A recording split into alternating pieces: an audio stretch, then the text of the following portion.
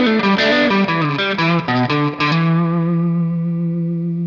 dear friends, it's great to see you again. I'm Stephen Clements, a writer, gamer, and an appreciator of big brain activities in general. And on this channel, I perform dramatic story readings, provide role-playing game and movie reviews, and I get to talk to interesting people. And it is time once again for me to do role-playing game reviews and tell you about the interesting people I talked to at the 2025 North Texas Role-Playing Game Convention in Dallas, Texas. What it is, how to navigate it, and what I got up to at the convention. A lot of people think the North Texas Role-Playing Game Convention is the best role-playing game convention out there, and it's the one that I make sure that I go to every year, so apparently I'm in that camp. And this year was no exception. It was a great time. So if you're local to the Dallas area or you're looking for a destination convention to go to, I'd highly recommend this one. As I did with previous con reports, I'm going to cover the logistics involved of actually attending. Where is it at? What do you need to do to sign up? Where do you stay? Where can you eat? What's the convention space itself like? And since I've already done that in the 2024 report, just for the new people, I'm going to briefly touch on those things. And I do have a few updates on personal experience with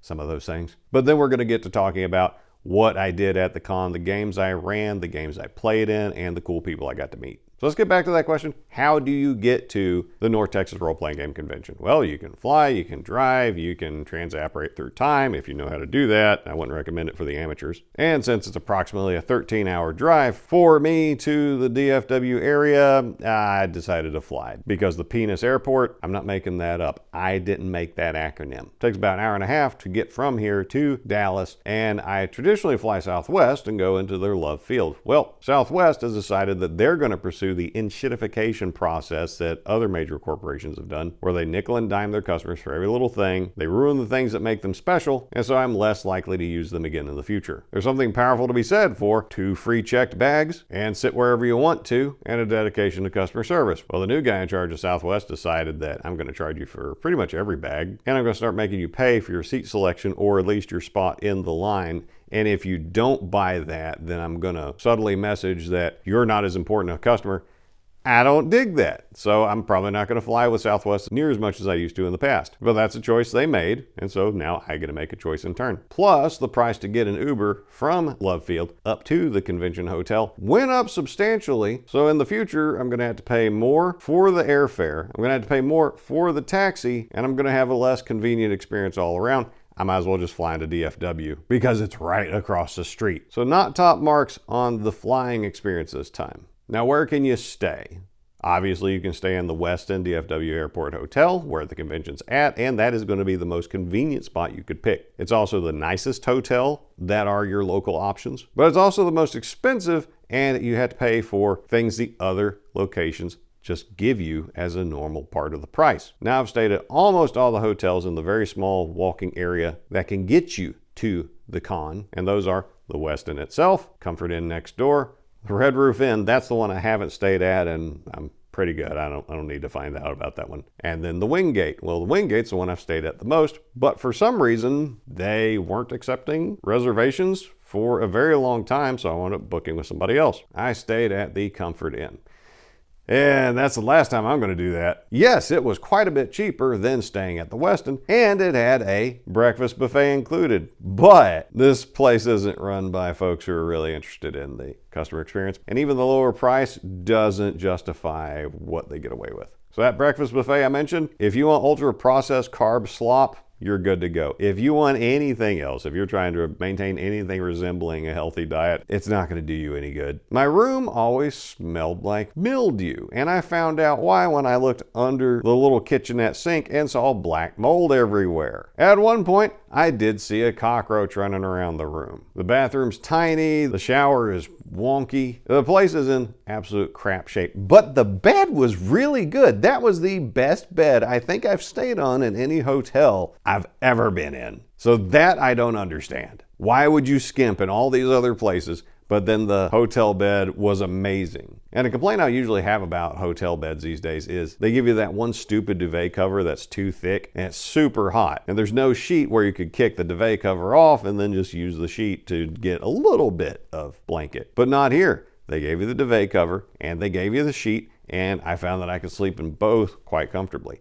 Now that air conditioning system, I could adjust the numbers that was just to feed my own fantasies. It blew the same amount of mildly cool air the whole time. But it had a refrigerator, and that leads me into my next point. What do you eat while you're there? So while you're in the Westin Hotel, they generally have some food options available. They're not the cheapest in the world, but they're about the price you're going to pay at most mid-range restaurants, so that's fine. Now, this convention also has a number of food trucks that come along, and those can be as inexpensive or as expensive as you want. You got a wide variety of options. I made sure to get my Taylor ham grilled cheese sandwich again because it's so good and inexpensive. And anything from the food trucks as well as from the hotel, you can order from the Winches, probably the highlight of the con for a lot of people there. These beautiful, sweet ladies are excellent at the hospitality role they provide. They never seem bothered. They always seem happy to see you. So as far as waitressing goes, they're top tier. Their customer service is amazing. So if you do order anything from them, make sure to give them a tip. Let them know that we love our Winches and we want to see them again. They're never annoying, but they're almost always available. If you wait just a few minutes, one and then a few minutes later, another will come by, give this happy smile around the room to see if anybody wants them. And if you don't, they leave. If you do, they're right on it. Now, unfortunately, I ran into a problem this year because I love the Starbucks that's in the hotel. But the Starbucks that's in the hotel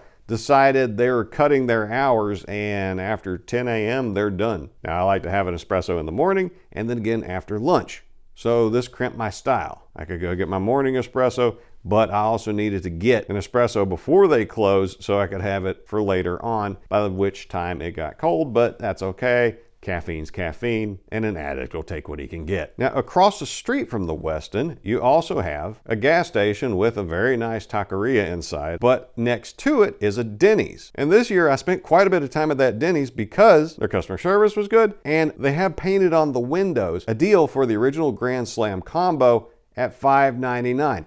I don't know where you can go and get anything in the realm of prepared food for you for $5.99. You go to the grocery store and get a pre-cooked meal, even store brand. You're not going to be paying only $5.99. You go to a fast food joint, get a combo. You're going to pay more than $5.99. But you go to that Denny's, and more likely it's going to be this sweet blonde lady who's been there every year that I've gone to the con, will push on you. Why don't you order the cheap thing? It's great. It's got everything covered for $5.99. So you get your pancake, you get your protein, so bacon or sausage, you get your eggs. I mean, even if you bought those things as side items, it would add up to more than $5.99. Now, they have healthier options on the menu. They have worse options for you on the menu. But after I discovered that the Comfort Inn breakfast buffet was a complete waste of my time, I spent a lot of time over at that Denny's. So good on them. And another thing I did to save some money and do some quality control on my eating habits while there was the first night I got in, I called in Walmart to deliver groceries to me. So I had all the smoked sausages, all the cheese sticks, all the apples, popcorn, and diet-friendly drinks delivered to my room, and then I could just grab what I needed as I went to the con hotel every day, and I was good to go. So that's all the dining options I'm aware of in the area. But with the advancement of grocery delivery services in the modern age, you also have that as an option for your victualling needs. Now, how do you sign up for the North Texas RPG Con, and how do you register for games? Well, that's hosted on tabletop.events. However, if you just go to tabletop.events, you will not find the NTRPG Con listed. No, you have to go to the Facebook page where the organizers will post a link to it, and then you have to use that link to find it. Now, once you buy a badge, then you can find it whenever you want to through your own convention listings. But for some reason, it's not visible if you just go through the tabletop.events website. I don't know if that's an intentional act to keep the con a secret, to only let in those who are in the know that it's there, or what, but that is what it is. And it's the same way with next year's con. I already have a badge to it, so obviously I could find it on tabletop. But if you just go searching, you're not going to find it. You have to go to the Facebook page and get a link to the event. And then once there, you can go through the schedule, search for all types of parameters to see the games that you want, or maybe you just go time slot by time slot trying to fill up your schedule. Once you buy a badge, which is approximately $100, depending on whether you got the discount or if you're buying a whole weekend one without a discount, everything's free by default. You don't have to pay additional badge fees. Now, when they release the early bird seats, which is about half the available seats for every game that they have listed at the time, they do charge $5 for each of those early bird seats to help raise money for the con. But you don't have to pay anything extra for the seats because you can wait till they all become available for general registration. Now, you might miss out on a game that you wanted to if you didn't buy your way in up front, but there are so many games to play, you're going to be fine. You're going to have a good time regardless. Now, one thing that was annoying this year was the incredibly staggered way in which the games got added to the schedule. So when the early bird seats opened up, there was a lot of games that weren't even on the schedule. Now, I know that the events had been submitted, but they hadn't been added. And so when games that I was eagerly waiting for finally got added to the schedule, I didn't know that they had been added. They got sold out, and so I missed out on games I really wanted, but don't worry, I still had a great time with the ones I did get into. But that's where you go to get your badge, a lineup of what events have been posted for you to join into, and to see information about them. And we're going to take a look at many of those entries from my play schedule this past year. Now, in previous con reports, I've posted an image of bad DMs because I'm keeping a running list of no-show DMs at cons so we can publicly shame them. But this year, I didn't encounter any no-show DMs, and it didn't seem like anybody else did that I met or talked to, outside of a group that was coming down to promote their game, but all of them got sick, so there's some excuse for that. There was an explanation as to why they weren't there. But what struck me this time was how many players no-showed. There was at least a handful of DMs that had signed up to run games that I saw between my own games, wandering around looking lost because none of their players showed up. In games that I'm used to seeing every seat filled the moment the seats go up for registration, we're hurting for players this time. Tables weren't full. So I gotta wonder, are there too many games at North Texas Con and not enough players to put in them? Or has flakiness reached an epidemic level? I don't know. Now, I mentioned I would also talk about the convention space itself and how useful that is. I find that this is a very easy convention space to navigate. It's got plenty of room to hold all of us, but it's also not so big that it's possible for it to take you 20 minutes to walk from one game to another. There's plenty of room to spread out.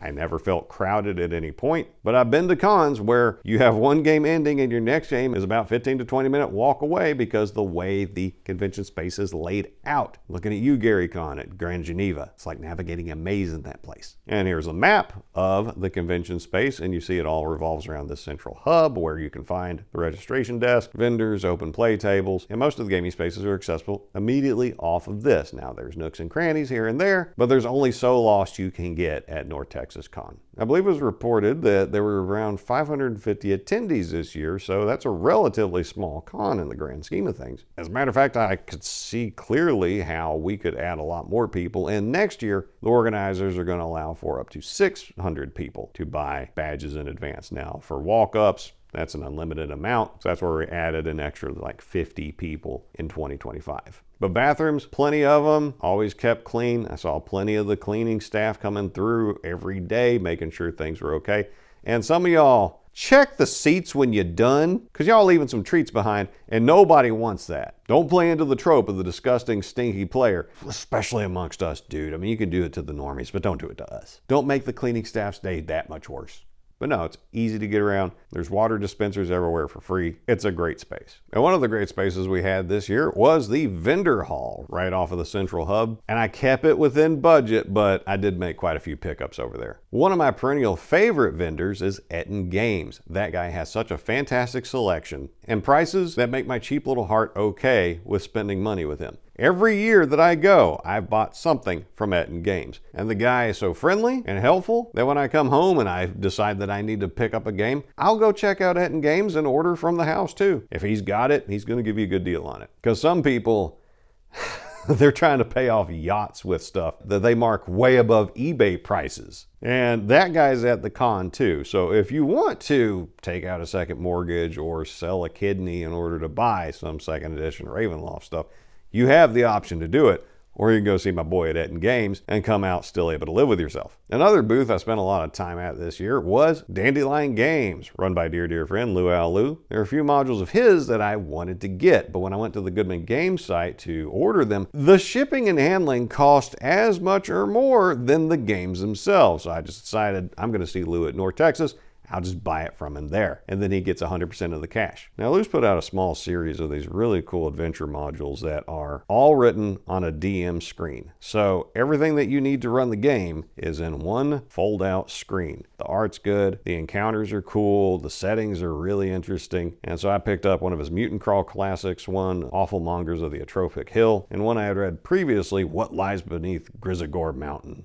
I mean, just look at that cover. That's pretty bitchin'. Now, he also sold other people's stuff, including this module that I picked up. Also for Mutant Crawl Classics, Warlords of Ataz by Jim Wampler. I took a look at the cover, and it's pretty evocative and neat looking, and I asked, so what's this thing about? Lou told me it's Zardoz the Adventure. And if you know me, my first encounter with a role-playing game convention was cosplaying as Sean Connery from Zardoz. So I kind of like that movie. And the price was right, so I picked that on up. And flipping through it is a pretty cool adventure, and yes, it is Zardoz in a module. Another booth I spent a lot of time at was that of Pacesetter Games, and dear friend Bill Barsh, frequent guest on Luau Lou's This Old Dungeon podcast. I bought some of their stuff before, I've enjoyed it. I picked up 2 more of their solo adventure modules, which I'm going to be reviewing the first one of those I played pretty soon. It was good, it made me want to play more. A Halloween-themed adventure 3-pack, and a module from the series that they were working on with dear friend Chris Holmes, bringing material by his dad, John Eric Holmes, back to life. So here we got Things Better Left Alone. And so those are the pickups I made there, but there was a bunch of cool folks there, including this one chick who came to sell dice that she made, and she brought a corgi.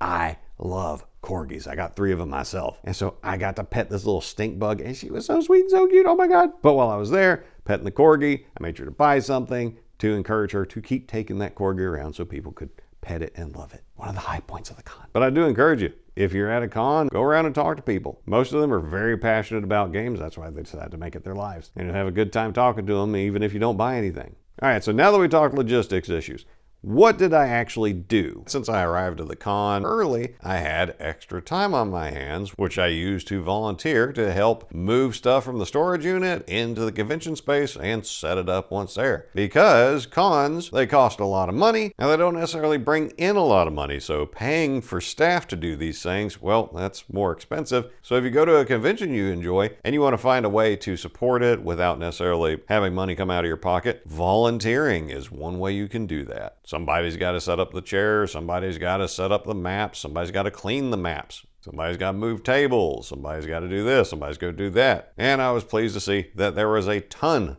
of volunteers to help out in North Texas. And it only took me about an hour on either end of the con's lifespan, but it made me feel good to know that I was supporting, in a very direct way, a convention that I love, and it was that much less work the con organizers had to do themselves, because believe me, they had plenty to do. And speaking of con staff, Brian Jigglybit Stanley, well, this guy at my first North Texas con on the very first evening thrust a bottle of Blue Corn whiskey in my face and said, go ahead and have some. So since my first formative memory with Jigglybits was over alcohol, at each con since, I've made sure to give him an offer of a sip from my flask. He usually obliges, but this year I decided to be particularly annoying about it. Every single time I saw him, I said, hey, Jiggly, I got a drink for you. And the incessant annoyance eventually got to him. He had a drink, but each time he had at least a little chuckle. I never stalked anybody with alcohol before, but Jiggly was my first. What did I actually play at the con? Well, let's take a look at my schedule here. And you might be saying, my dear friend Steven, well, 1, you're looking very dapper today, and thank you very much for that, my dear friend. But 2, this looks like a pretty light schedule. What's up with that? Were you slacking off, not getting your money's worth out of all that travel expense to go do this? And no, my schedule is quite a bit more packed, but because of the peculiarities with how the organizers set up their tabletop.events page and event registration, my personal schedule doesn't show the 3 games I signed up to run. I don't know why they don't do that, because that makes things a little bit awkward when I'm trying to fill out my time slots and figure out which games I can get into and which ones I can't. Because if I've signed up for a game, then it shows I have something already scheduled and it'll block me. But if I'm running a game, it doesn't add it to my schedule and will let me schedule other events overlapping it, which creates extra work on the back end to clear that up. So still not a fan of that. Gaming went from Wednesday evening at the pre-con Get It On through Sunday. But honestly, Sunday, most people are too hungover that there's not a whole lot of gaming going on. But we get started on Wednesday evening, and I'm in the very first bank of games running Shuffling Horror, the Innsmouth 32 edition. Created by dear friend Larry Wickman, and so let's see how I described it to hook people into it. Innsmouth 32 is a cinematic card and dice game that plunges players into one of H.P. Lovecraft's weirdest tales. One player controls occultists and deep ones, All other players are gangsters, students, and scholars trying to make it out of Innsmouth alive. So that's a very short version of it. And what is Shuffling Horror? Well, it's a board game that's a combination of dice for conflict resolution and cards to keep track of characters and items, along with surprise play options like unexpected dangers that can pop up and screw everybody's day over, or unexpected boons for the players that can give them extra opportunities to survive the monstrous onslaught. So the person running the game, in this case me, is the director, and the game's phases of play are broken into 4 segments called reels, because basically what you're doing in Shuffling Horror is making a B-horror movie together, depending on what survivors are in play at any given time with the players, along with the monsters that come up. And I like to add a narration and encourage the players to add their own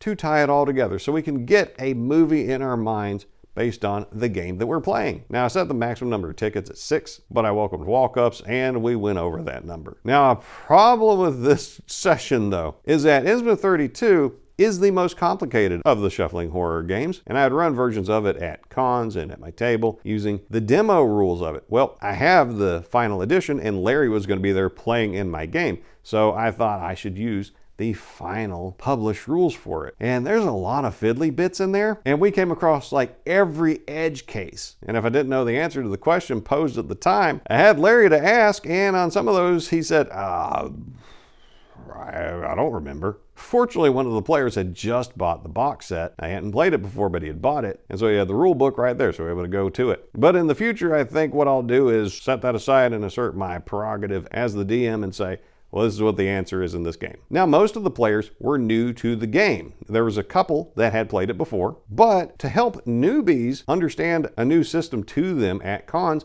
I like to make a one-page sheet that helps explain all the rules, and whether it's directions to me of what to tell them is important, and to give myself reminders of what to do in certain situations, it's very helpful. Preparation is key. We had a great time, and while almost all the table flipped to being monsters at a certain point, one survivor did make it out, so good on them. Now, Shuffling Horror I had scheduled for 2 hours, but in the future, I should schedule it for 3 because of the extra players I had.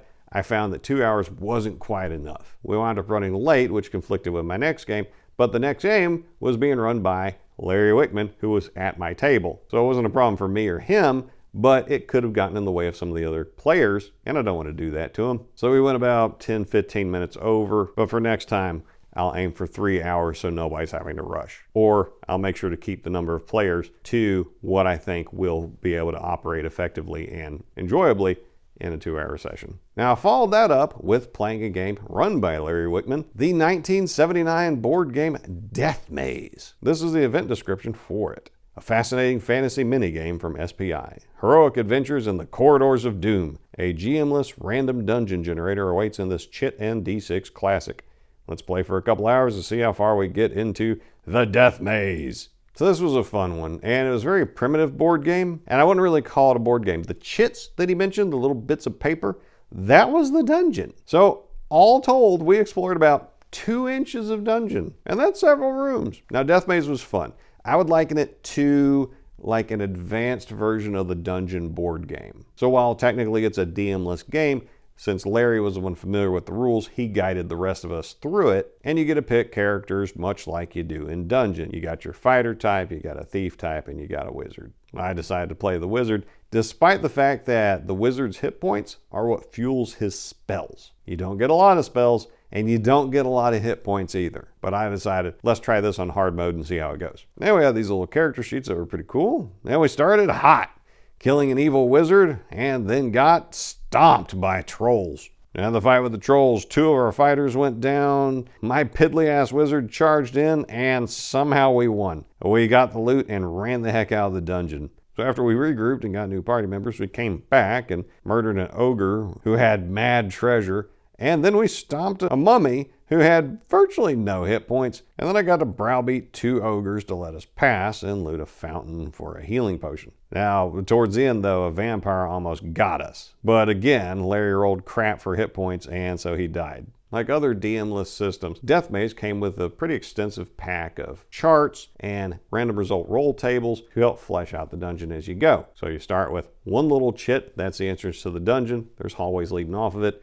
And then the next rooms and those that come after that are random chits that get pulled out and arranged however the players decide to do them, and then you have to roll to see what's actually in there. And it was pretty neat. I would totally play it again. It's very much a dungeon crawl experience, but we had a good time and there was real tension. So Thursday morning, the official first day of the con, but how could Wednesday pre-con get it done not be official when it's on the schedule? So it's definitely official. You could buy early bird seats. Anyway, so Thursday, I decided to get myself plenty of time to sleep in, and my first game didn't start till 10. That gave me plenty of time to get over my lack of sleep from the night before, because it seems as though I'm not the only one that this affects, but anytime I fly anywhere, the first 2 nights I just don't sleep. And that's why a lot of con goers stay up drinking to try to knock themselves out. Now, I didn't do that, but a lot of people do. So if you find yourself at a con and you're unable to sleep, don't worry, it's a common problem. Just laying there with your eyes closed is rest, and it's good for you. But also I made sure to leave gaps in my schedule so I could spend plenty of time talking to people, catching up with friends, meeting new friends, and hanging around that vendor's hall, which I did the morning of Thursday. But then my first game was Haunted Halls of Evening Star,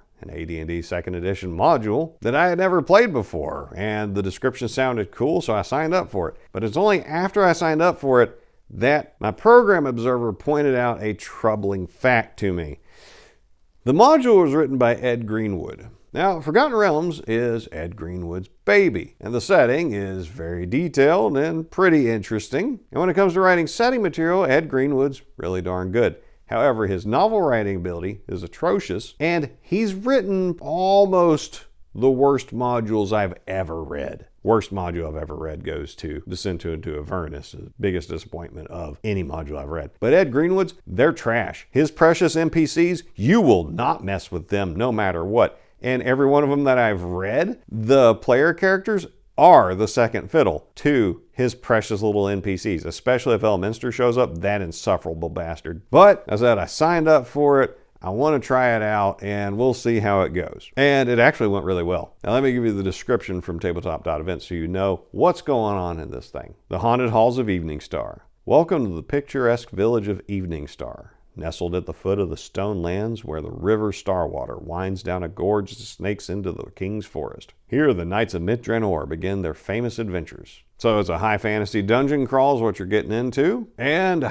fortunately, my dread at this being penned by Ed Greenwood was unfounded because DM Tony Morita did an excellent job with it. I had a good time. There were interesting magical traps, some unfortunate encounters, and good flavor text. And he moved it along pretty well. And apparently Tony's got the ambitions to do a con up in his neck of the woods. So that con, I believe, is going to be a one-day starting in Connecticut. So keep an eye out if you're in the New England area, because if you see Tony Morita's running a con, just know the only experience I've had with him has been good, so it might be worth your time. So that took me from 10 to 2, and then I had plenty of time to go hang out with people and chit-chat before going to Last Eagle's Cry. A group of Roman Auxilia Equites is sent into the haunted Teutoburg Forest to recover the last lost eagle standards and recover the bones of General Varus. It goes on. 20,000 souls howl in that accursed wood, bones clattering in wind-swept boughs. Here Wotan struck Jove a treacherous blow, his wolves feeding on the flesh of Rome. Now 10,000 shades wander the 7 hills. The divine imperator cries to heaven, "Where are my eagles?" Awaken Mars and don your dark mask of war. Step forth with grim shield and bloody blade.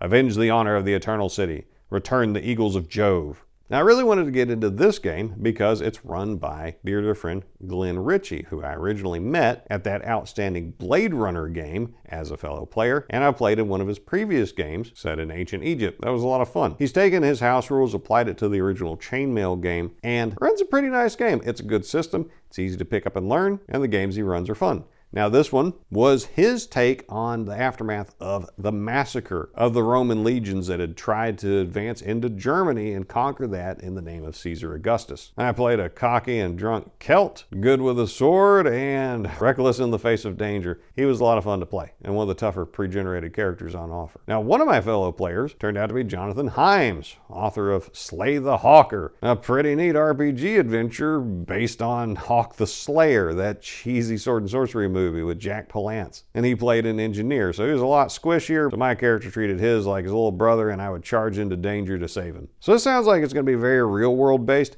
But it didn't turn out that to be the emphasis. Yes, we were playing characters accurate to the time, but there was a lot more mysticism, fae, magic going on, and that's what predominated the session. Our quest giver, General Gabinius, he's dying, but he's seeing visions of the ghost of General Varus telling him to retrieve his bones and give him a proper burial in Rome, and to retrieve the lost golden standard of his legions. And that's what we get sent to do. We go on a trek to a temple in the mountains. We hear rumors that the treacherous German general Arminius is alive and in fact living under an assumed name. Some pigs went running by our camp, so I grabbed one for our witch and she sacrificed him under the moonlight, which angered a sorcerer tree. Yeah, a sorcerer tree. A tree that is a sorcerer so old and powerful that he became a walking, talking, very dangerous tree with corpses hanging from his branches. And one of the player characters was nicknamed the Ogre, and he had this donkey as his pack animal. Well, after we encountered the tree, it came out that that sorcerer tree was the one that turned the donkey into a donkey. The donkey wasn't always a donkey. The donkey was in fact the grandfather of the character nicknamed Ogre, and he was in fact an ogre before he pissed off the sorcerer tree, who cursed him to turn him into a donkey. And the chick that did the pig sacrificing for me,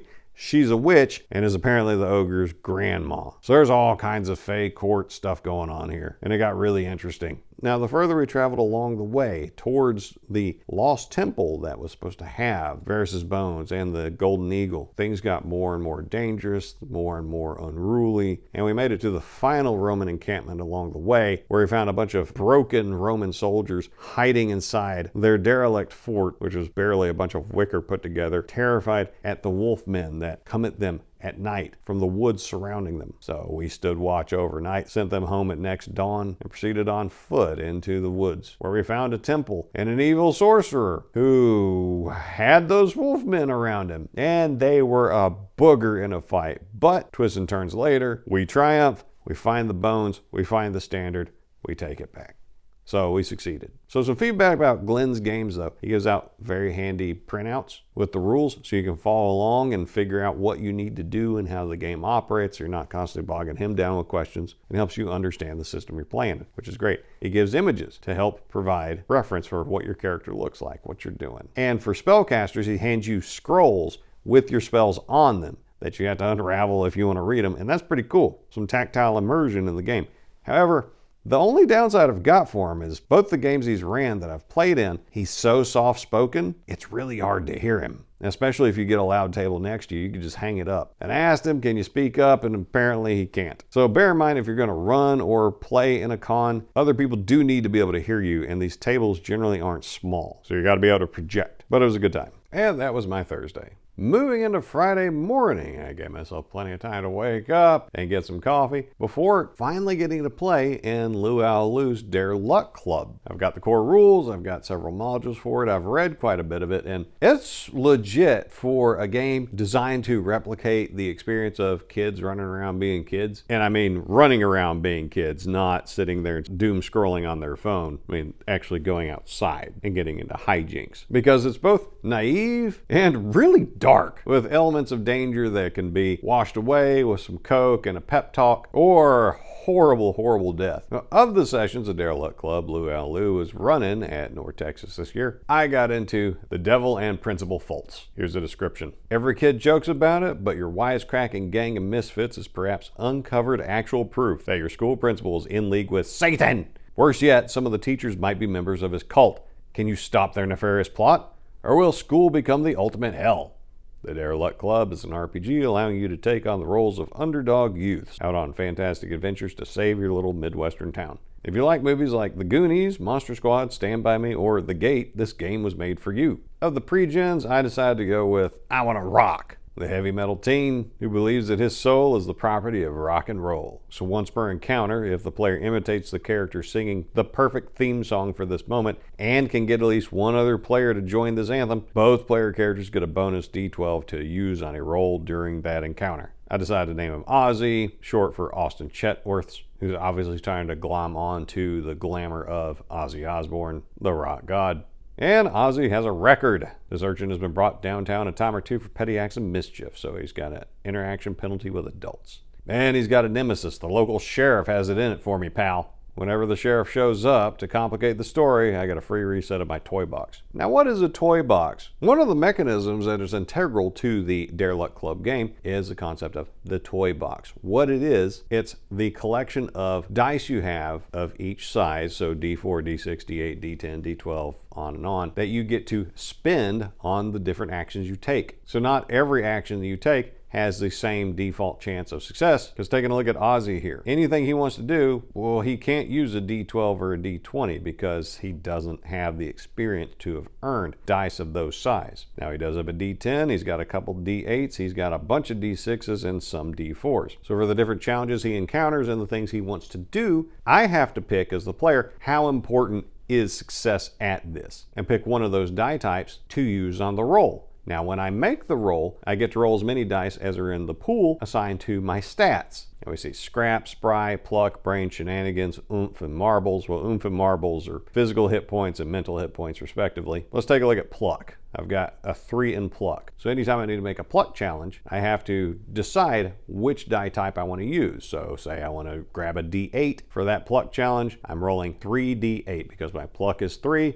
And I chose a D8 out of my toy box. So this does mean you can burn through your best dice and be stuck with the bad dice, in which case it sucks to suck. But this introduces a strategic element to the gameplay. Now, when you run out of all your dice, your toy box resets. So you got to make a choice. Do you want to put your low dice in on a challenge, or do you want to go hard on a challenge? I think it's pretty neat. And as I mentioned in the nemesis part, if the sheriff shows up to hassle us in the story, I got to reset my toy box. So that energizes Ozzy to bring it, to reset his toy box and get all his big dice back. This was a playtest of an adventure that Lou's going to be publishing in the future. And he opened with a quote from the Book of Revelations. And our characters came to in a windy, demon-haunted hallway of the school. A young lad that had gone missing, Danny Domingo. We spotted him going into the cafeteria door down the hallway. And we chased after him, only to be buffeted by winds, assaulted by imps, and oftentimes falling through the floor into hell. Yes, we started the game off with one of our characters falling into hell. How do I know it was hell? Because there's fire everywhere, tormented souls, and the devil. The devil was there. Now, the character did get out of hell. When I chased Danny into the cafeteria, I got pulled underwater and attacked by this demon cat thing that was ruining my life. Or on our way to making it out of the dream, we encountered some weird angel thing that either burned your eyeballs, your ears, your nose, or ignored you if you gave them the wrong answer. And apparently later in the module, that would help us detect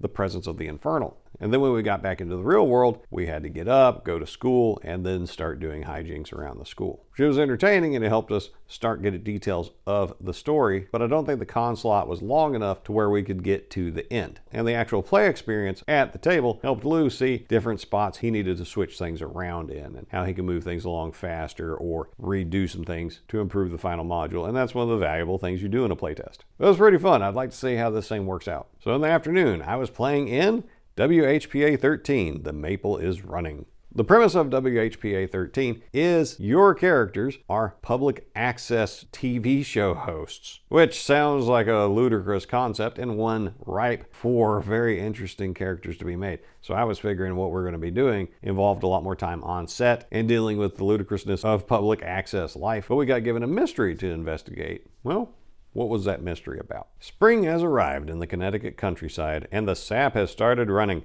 Explore strange happenings in the Simons Nature Preserve in Fairhaven as local public access TV show host with minor supernatural abilities. The station manager is calling upon you to solve this weirdness. Ian McGarity was our DM, and he's a creator of some repute, so it was neat to finally get to game with him. And he passed around the rule book, which reminded me very much of some of the cheap-ass RPGs from back in the day.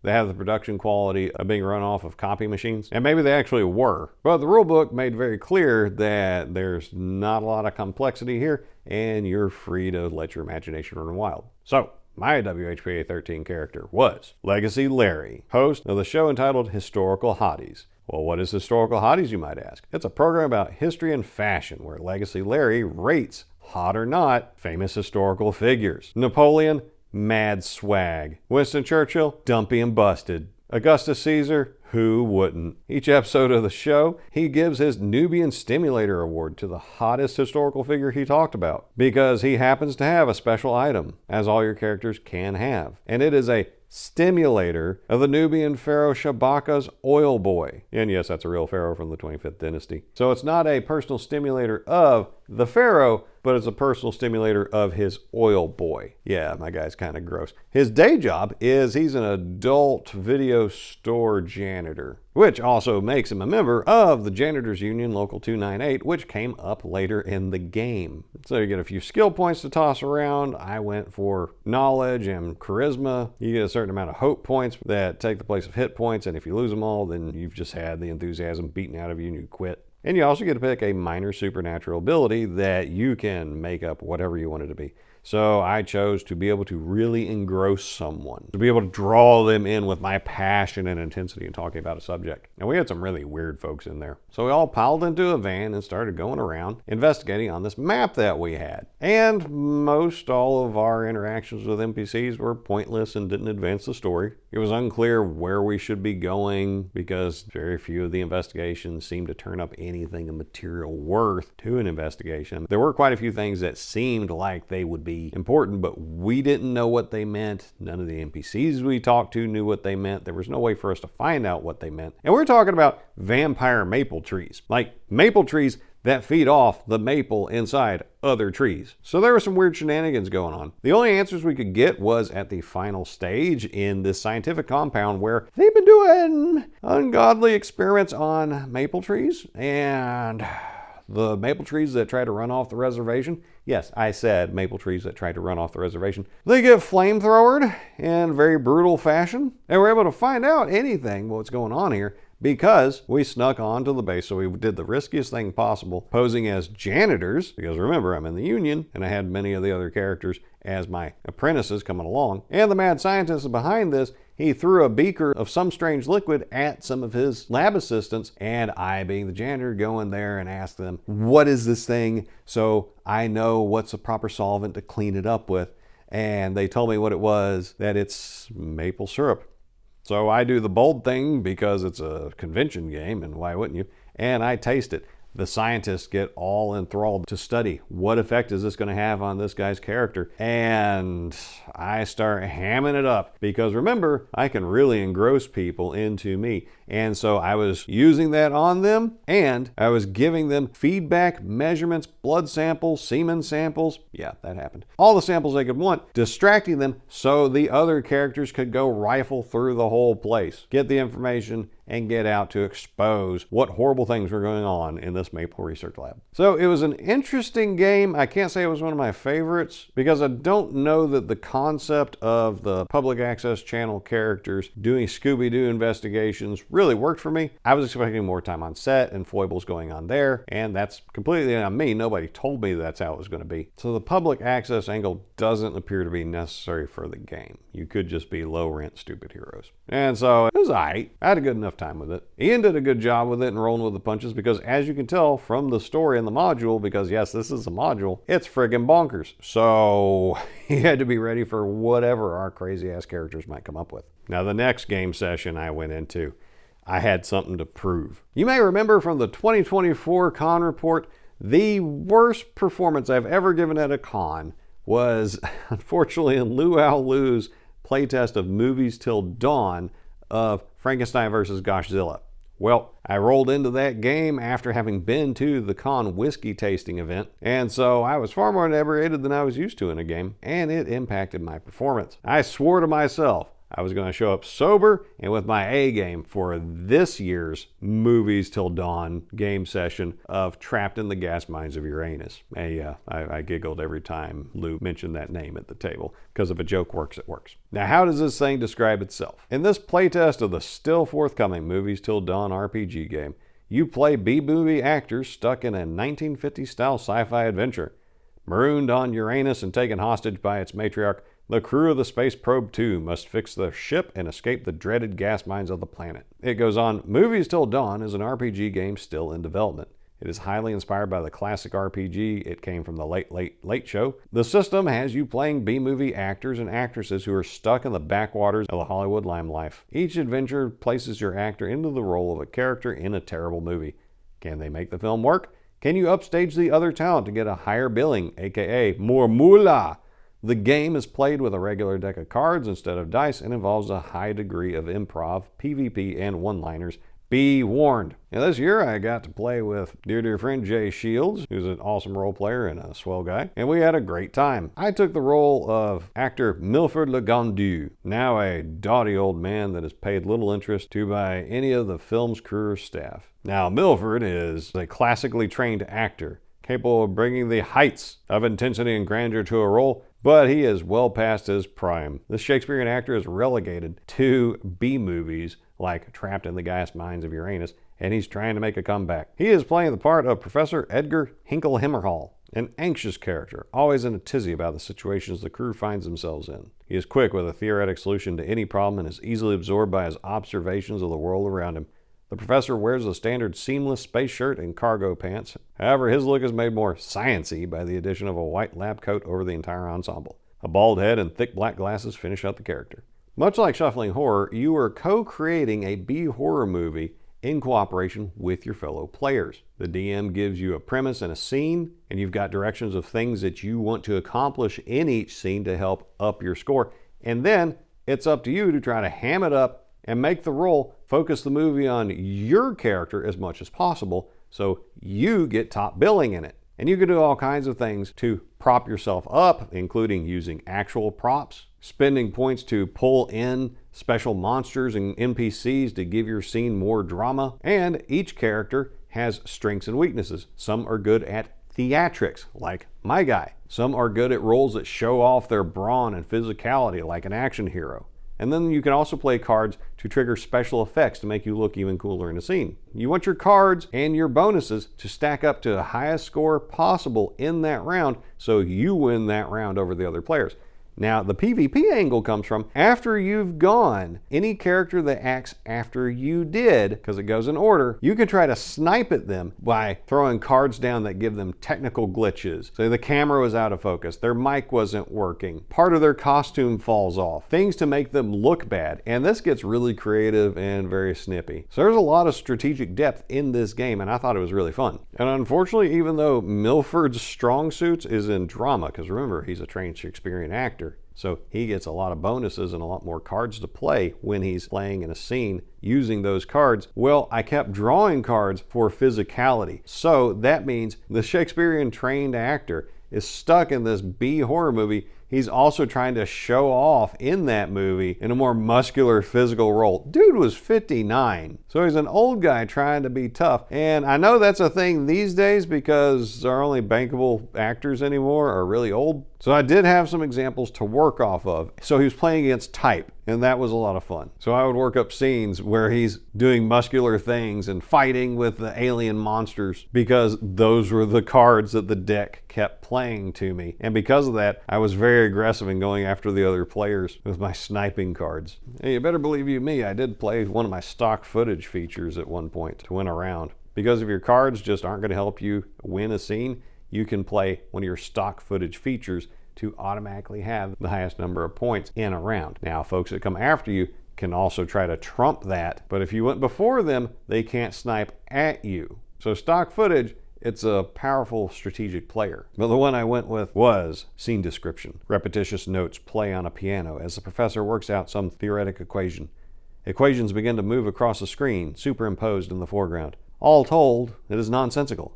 Random numbers, the formula for finding a circumference, Einstein's relativity formula, even an equation that erroneously states that 9 squared is 18. As it dissolves, the professor declares, "If my calculations are right, then fill in the blank." This was another playtest, and I think the improvements that Lou made to the game since 2024 session has made this thing ready for prime time. The tweaks he identified as need making at the 2025 session were so little, you just make a little change, it's going to be good to go. But apparently the game is intended to be a career mode as well. So it's not just you play this one actor in this 1B movie, you play this actor, and then the scenarios or the modules would be the different movies. And so you're trying to build a career up over the course of several films. I think this is really fascinating. I had a good time doing it, so I'm hoping to see that game.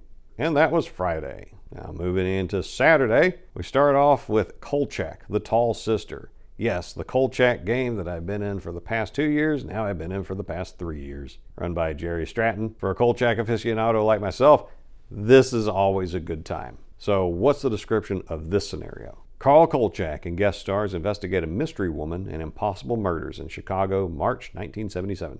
Uses the Daredevil's RPG from Fantasy Games Unlimited. It goes on. It was the Ides of March, and a woman was the author of the deed. Or was she? It was a classic locked room mystery. The doors were sealed and a man was dead. Witnesses claimed to see a woman walking away just after the murder, beyond the window of the 14th floor. The events of March 15, 1977 were impossible. Impossible, and yet they happened. Choose a pre-gen from regulars and guest stars of the Kolchak the Night Stalker television series. So what we had was Jerry Stratton, who was quite hungover, who was visibly hungover, but he still did a good job running the game. Myself, but unlike previous years where you had a bunch of regular faces coming back, this year I was the only regular face that came back, and we had a bunch of noobs who they may or may not have been familiar with the Kolchak TV series, but they certainly weren't familiar with the idea that in an investigation game, you need to ask questions, think about clues, and try to imagine what those clues could mean and what you should do with it. So we had a bunch of undecisive, what seemed like inexperienced players there, but fortunately, me as Pepe Torres, because of course I picked Pepe Torres as my character, because who wouldn't want to play Eric Estrada? I already played Miss Edith, I played the snooty high society correspondent, and now I was going for the muscular Latino Pepe Torres. Dashing, good-looking survivor of an Aztec murder cult. So even though we had the other main characters from the story represented, they weren't their usual dynamic selves because they weren't being played by people who really knew what to do with them. But I was able to help guide them along and push them along here and there and be like, hey, why don't I go check this out, man? And it worked out. We had a good time. They were just a little slower on the uptake, but they did get there. And what did we get there for?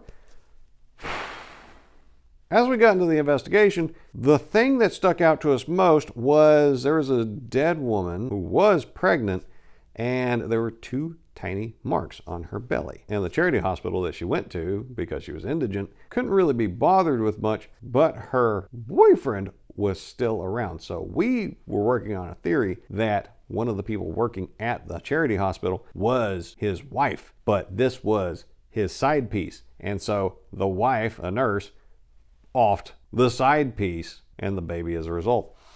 No, it got way more disturbing than that. If you ever heard of a Penhalion vampire, oh, we got one here. And it was horrifying. After much research and investigation and talking to people, we were able to murder the shit out of that thing. It didn't stand a friggin' chance. And it was a beast of a character, but we did not let up. We murdered the crap out of it. And you know what? It was for that fictional mama and baby. It was a good time. And Jerry, this madman, he had a little gift for everybody that came to the game. And by a little gift, actually physically it's not little at all. He gave us a full shrink-wrapped Daredevil's box set. You know, the rule set that he uses to run his Kolchak games. It's friggin' amazing. He bought those apparently at a great discount from the creator and handed them out to everybody.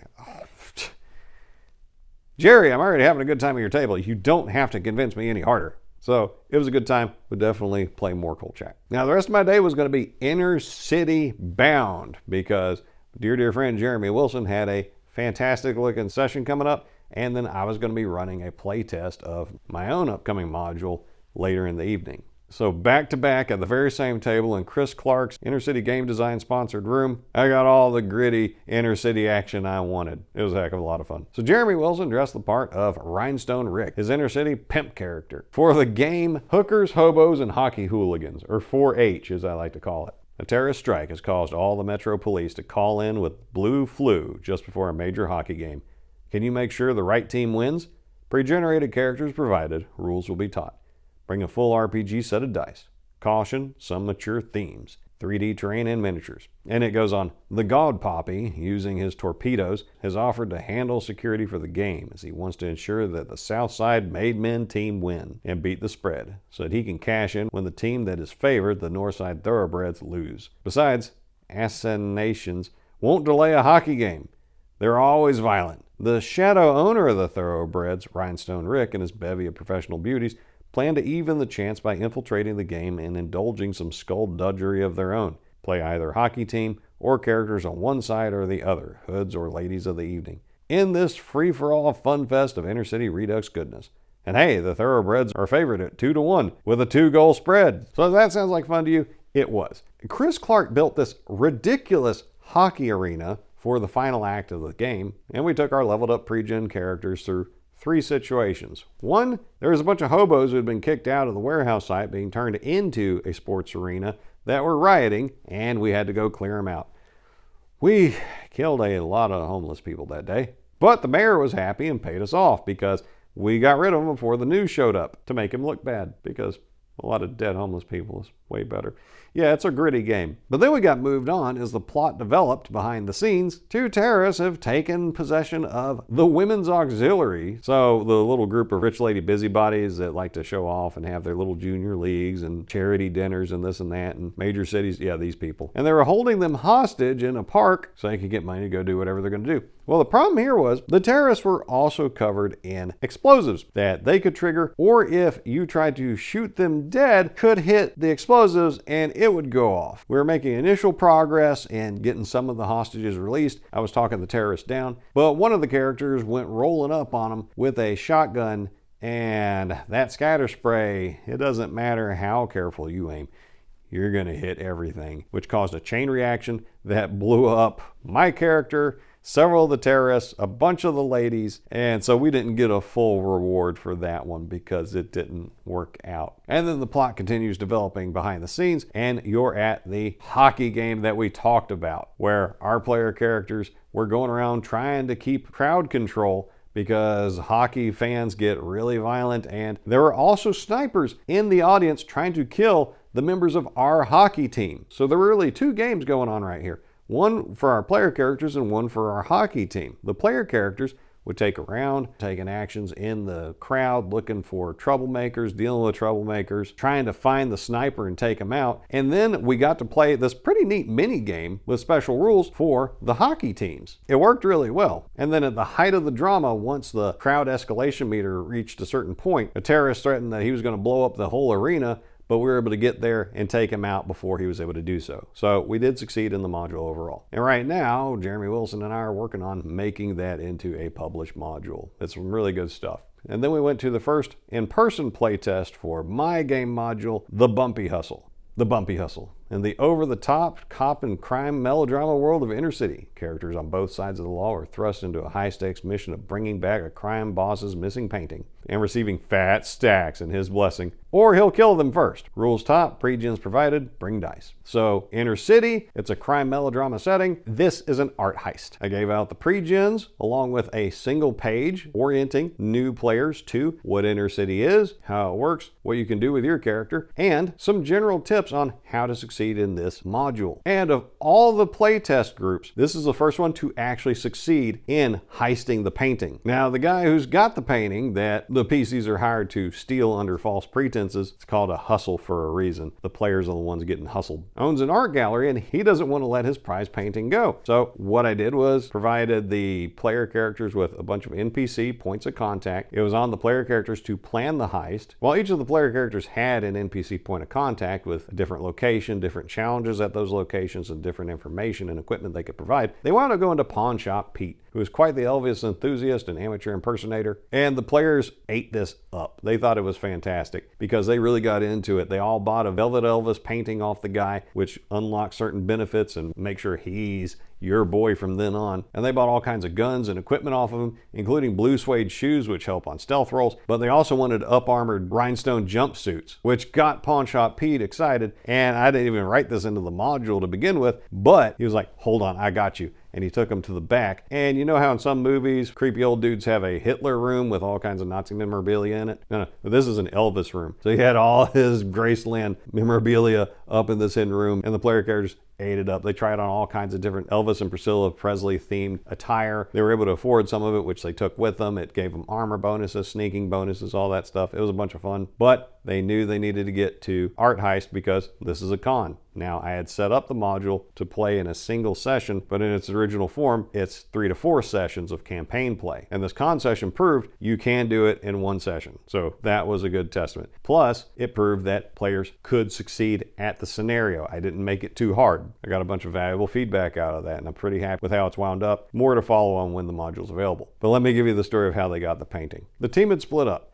2 had gone through the sewers into the engineering room of the building with the art gallery and got the power turned off. 2 of the player characters got high on drugs and decided they were going to climb the gutters up to the 7th floor art gallery and break in the window and steal it that way. Well, they climbed up, but on the 7th floor, one of the player characters failed his final climb roll, and his drug-addled mind decided he could fly and he was going to prove it, and leapt off of the gutter and splatted into the sidewalk. Well, that did not stop Rhinestone Rick from shimmying up under the effects of drugs, breaking his way in, and as luck would have it, in the very room he broke into, that's where the painting was. He snatched it, the security guards found him, and he was about to climb back out the window and down on his way to success when the player whose character died from the fall, he was now controlling. The security guards shot him, took him out, and then he fell down to his death.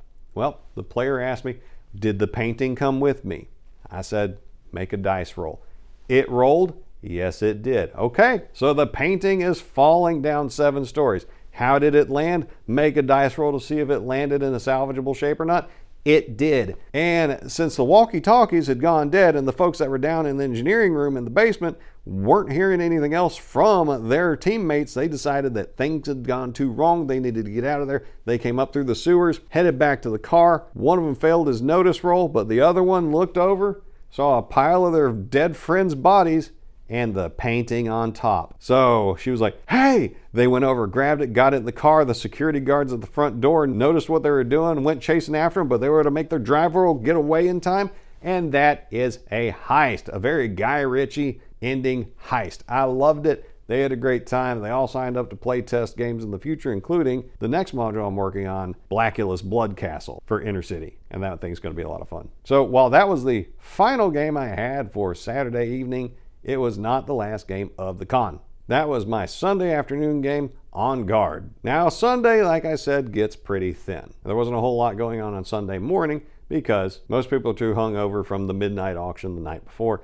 And if you've never been to the midnight auction, it's worth going to see once.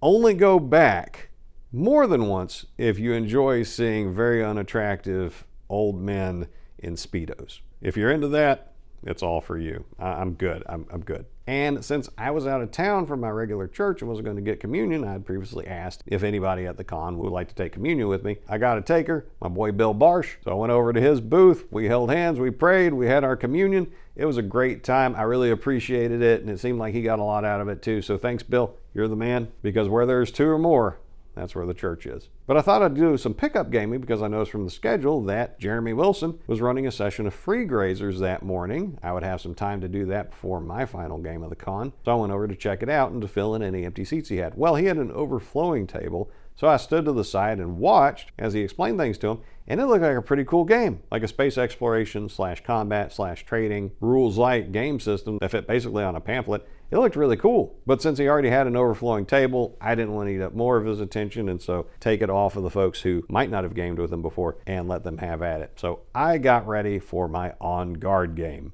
Now, On Guard, I reviewed it on this channel before. I loved the game, and I had an almost full table of folks who did a great job with it, even though all of them were new to it, including dear friend David Hubbard, who was good to game with. And for this, since it's a much different rule setup than any of your traditional role-playing games, I can't just say, well, if you played any version of D&D Basic, you know what you're doing here. This has a whole different realm of perspective. That's fairly unique to it. And I've noticed in the past when I've run this at cons, me explaining to folks how the game runs takes about an hour, maybe more, which is not good. So I made a single page instruction sheet of how the game works, what are things I suggest you do to help get started on the right foot, and other key terms, and that helped a lot. That cut it down to like 30 or 40 minutes of explanation time before we got into the game. So I would definitely use that in the future, and if you want to play the game and you want a little orientation single page reference, I got you, just hit me up. So how did I list this thing in the events catalog? On guard! This Three Musketeers era game set in Paris, France, centers around social climbing, sword fights for honor, being seen in all the right clubs, leveling up through partying with the boys, wooing the highest class whores in society, and glory hounding in war. If that sounds fun, it's because it is. Character sheets will be provided, just bring D6s, something to write with, and the audacity to become the most dashing man in France. This game contains adult topics and is not for the easily offended. It is unapologetically macho and chauvinistic because that's the world it portrays. Warnings out of the way, all are welcome. It was a good time, and even though it's a DM-less game, I took the responsibility of helping handhold everybody through what they're doing each month, and it mostly went without a hiccup. Some of them started off very high social level, but impoverished people, and that got rough because they couldn't earn enough status points to maintain themselves, and they went downhill. And some of them were low level, but were able to work themselves up some. Some of them decided that gambling was the best way to make their fortunes, and they were wrong. And by the time we all got off to war, tragedy friggin' struck, dude. People were taking cannonballs to the face left and right. Only a few survived, but those that did pretty well. And I'm pleased to say that several of those who were at the table are interested in playing again. So they've been invited to my regular monthly On Guard game, and we'll see them then. Now I also got to spend a lot of time hanging out with old dear friends like Christopher Clark, a very small amount of time with dear friend Christopher Holmes, but we're going to make up for that with more episodes talking about movies, and other cool folks too numerous to mention here. Did you go to North Texas Con? What was your experience like? What was your favorite parts? What were your least favorite parts? Was there a game that really stuck out to you, that really inspired you moving forward? Were there games that were really awful? Fortunately, I didn't have any really awful games this year. Everything was pretty darn good. Or is there another con you've been to where you want to share your feedback and take on that? So maybe in the future I'll go there and see what you're talking about. All thoughts are welcome in the comments below. I read and respond to every one of them. Don't forget to like and subscribe. And so my dear friends, that's what I got for now. And until next time, I wish you nothing but the best.